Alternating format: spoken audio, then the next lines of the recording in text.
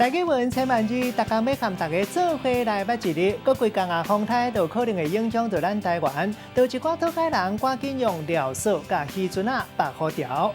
今仔日要给大家小解这一日，咱同齐来看到，这就是料扫的料，它老幺料第7条，料就是固定物件的扫啊，咱讲料扫。另外吊伫咧称啊，细条扫啊，或做称料。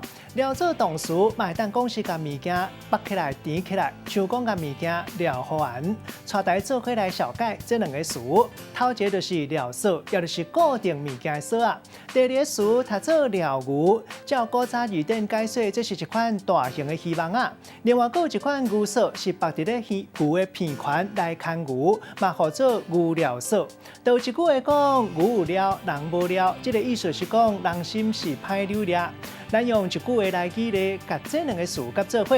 譬如讲，气象预报讲，各几工啊有可能会做风台，讨海人就赶紧甲拍伫咧海基仔的料牛，用料扫白好条，才袂造成损失。今仔日小解这一日，他做料提供给观众朋友来参考。